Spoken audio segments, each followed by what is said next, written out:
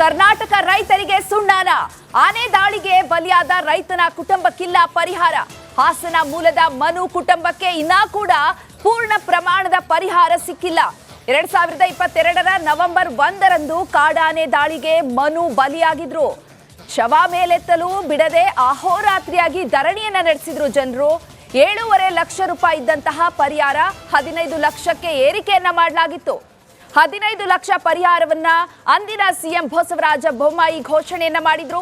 ಆದ್ರೆ ಕೇವಲ 7.50 ಲಕ್ಷ ಪರಿಹಾರ ಮಾತ್ರ ಸಿಕ್ಕಿದೆ. 7,50,000 ಮಾತ್ರ ಪರಿಹಾರವಾಗಿ ಇದುವರೆಗೂ ಮನು ಕುಟುಂಬಕ್ಕೆ ಸರ್ಕಾರ ನೀಡಿರುವಂತದ್ದು.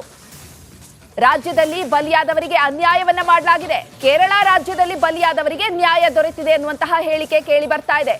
ಸರ್ಕಾರದ ನಡೆಗೆ ಮಲೆನಾಡು ಜನರು ಆಕ್ರೋಶವನ್ನ ವ್ಯಕ್ತಪಡಿಸ್ತಾ ಇದ್ದಾರೆ. ಕೇರಳ ವ್ಯಕ್ತಿಗೆ ಸರ್ಕಾರ ಮಿಡಿದಿದೆ, ಆದ್ರೆ ರಾಜ್ಯದವರ ಸಾವಿಗೆ ಇನ್ನೂ ಕೂಡ ನ್ಯಾಯ ಸಿಕ್ಕಿಲ್ಲ. ಮಧ್ಯರಾತ್ರಿ ಧರಣಿಯನ್ನ ನಡೆಸಿದ್ರು, ಅಹೋರಾತ್ರಿ ಧರಣಿಯನ್ನ ನಡೆಸಿದ್ರು ಮನು ಕುಟುಂಬಸ್ಥರು. ಆದ್ರೂ ಕೂಡ ಸಂಪೂರ್ಣವಾದ ಪರಿಹಾರ ಸಿಕ್ಕಿಲ್ಲ.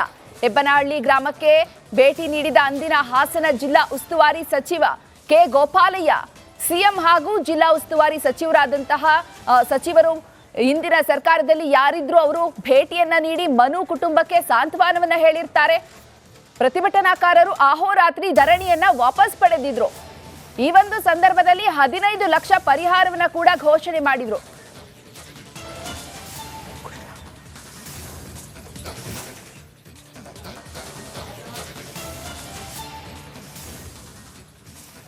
ಈ ಬಗ್ಗೆ ನಮ್ಮ ಜೊತೆ ಲೈವ್ ನಲ್ಲಿ ಜಾಯ್ನ್ ಆಗ್ತಾ ಇದ್ದಾರೆ ನಮ್ಮ ಪ್ರತಿನಿಧಿ ಕುಶವಂತ್.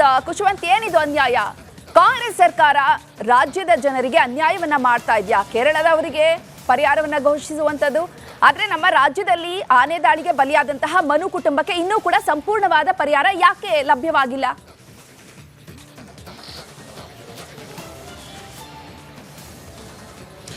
ಚೈತ್ರ, ಈಗ ಏನು 15 ಲಕ್ಷ ಪರಿಹಾರವನ್ನ ಆನೆ ತುಳಿತಕ್ಕೆ ಸಾವನ್ನಪ್ಪಿದವರಿಗೆ ನೀಡ್ತಾ ಇದ್ದಾರೆ. ಈ 15 ಲಕ್ಷ ಬರಲಿಕ್ಕೆ ಕಾರಣ ಆದಂಥ ವ್ಯಕ್ತಿಯೇ ಮನುಕುಮಾರ್. ಅಂದರೆ ಸಕಲೇಶ್ಪುರದ ಹೆಬ್ಬನಹಳ್ಳಿ ಗ್ರಾಮದ ಮನುಕುಮಾರ್ 2022 ನವೆಂಬರ್ 1ನೇ ತಾರೀಕು ಆನೆ ದಾಳಿಯಿಂದ ತೀರ್ಕೋತಾರೆ.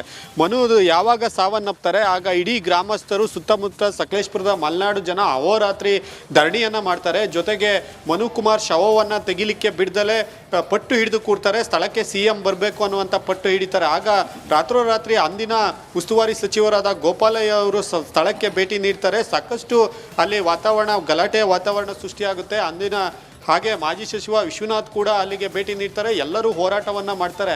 ಹೋರಾಟದ ನಂತರ 7.5 ಲಕ್ಷ ಪರಿಹಾರ, ಅಂದರೆ ಆನೆ ತುಳಿತಕ್ಕೆ ಸಾವನ್ನಪ್ಪಿದ ವ್ಯಕ್ತಿಗೆ 7.5 ಲಕ್ಷ ಪರಿಹಾರ ಏನಿರುತ್ತೆ ಆ ಪರಿಹಾರ ಮೊತ್ತವನ್ನು ಮನುಕುಮಾರ್ ಸಾವಿನ ಹೋರಾಟದ ಫಲವಾಗಿ ಸರ್ಕಾರ 15 ಲಕ್ಷಕ್ಕೆ ಏರಿಕೆಯನ್ನು ಮಾಡುತ್ತೆ. ನಂತರ ಮನುಕುಮಾರ್ ಕುಟುಂಬಸ್ಥರಿಗೂ ಕೂಡ 15 ಲಕ್ಷ ನೀಡುವಂಥ ಭರವಸೆಯನ್ನು ನೀಡ್ತಾರೆ. ಆದರೆ ಇದೆಲ್ಲ ಘಟನೆ ಆದ ನಂತರ ಆದೇಶ ಜಾರಿಯಾಗೋದು ಮನುಕುಮಾರ್ ಸಾವಿನ ನಂತರ ಆದ ಕಾರಣ ಡಿಸೆಂಬರ್ ತಿಂಗಳಲ್ಲಿ ಮನುಕುಮಾರ್ ಸಾವಿನ ಆದೇಶದ ನಂತರ 15 ಲಕ್ಷದ ಆದೇಶ ಬಂದಿದೆ ಅನ್ನುವಂಥ ಕಾರಣ ಇಟ್ಕೊಂಡು ಅಧಿಕಾರಿಗಳು ಮನುಕುಮಾರ್ಗೆ ಬಾಕಿ ಉಳಿದಂಥ 7 ಲಕ್ಷ ಏನಿದೆ ಅದನ್ನು ಇಲ್ಲಿ ತನಕ ಕೊಟ್ಟಿಲ್ಲ. ನಂತರ ಬಂದಂಥ ಕಾಂಗ್ರೆಸ್ ಸರ್ಕಾರಕ್ಕೂ ಹಾಗೂ ಅರಣ್ಯ ಸಚಿವರಾದಂತಹ ಈಶ್ವರ್ ಖಂಡ್ರೆ ಅವರಿಗೂ ಕೂಡ ಈ ವಿಚಾರವನ್ನು ಗಮನಕ್ಕೆ ತಂದರು. ಅವರು ಕೂಡ ಇದಕ್ಕೆ ಕೊಡಲಿಕ್ಕೆ ಬರುವುದಿಲ್ಲ ಅನ್ನೋ ನೆಪವನ್ನು ಹೇಳ್ತಾರೆ. ಆದರೆ ಇವರ ಕೈಲೇ ಇದ್ದಂತಹ ಏನು ಸರ್ಕಾರ ಮನಸ್ಸು ಮಾಡಿದರೆ ಅದು ದೊಡ್ಡ ವಿಚಾರ ಅಲ್ಲ, ಇನ್ನು ಬಾಕಿ ಉಳಿದಂಥ ಹಣವನ್ನು ಕೊಡಲಿಕ್ಕೆ. ಹೀಗಾಗಿ ಈಗ ಕೇರಳದಲ್ಲಿ ಸಾವನ್ನಪ್ಪಿದ ವ್ಯಕ್ತಿಗೆ ನೀಡಲಿಕ್ಕೆ 15 ಲಕ್ಷ ಕೊಡಲಿಕ್ಕೆ ನಮ್ಮ ಸರ್ಕಾರಕ್ಕೆ ಆಗುತ್ತೆ. ಆದರೆ ಇವತ್ತು ಏನು 15 ಲಕ್ಷ ಪರಿಹಾರ ಆನೆ ತುಳಿತಕ್ಕೆ ಸಿಗುವಂತಕ್ಕೆ ಕಾರಣ ಆದ ಮನುಕುಮಾರ್ ಏನಿದೆ, ಅವರ ಕುಟುಂಬ ಏನಿದೆ, ಅವರಿಗೆ ಇನ್ನೂ ಬಾಕಿ ಉಳಿದ ಹಣ ಸಿಕ್ಕಿಲ್ಲ ಅನ್ನುವಂಥ ಆಕ್ರೋಶವನ್ನು ಈಗ ಮಲೆನಾಡು ಜನ ಆಕ್ರೋಶವನ್ನು ವ್ಯಕ್ತಪಡಿಸ್ತಾ ಇರುವಂಥದ್ದು. ಚೈತ್ರ, ಧನ್ಯವಾದ ಕುಪೇಶ್ ತಮ್ಮೆಲ್ಲ ಮಾಹಿತಿಗಾಗಿ.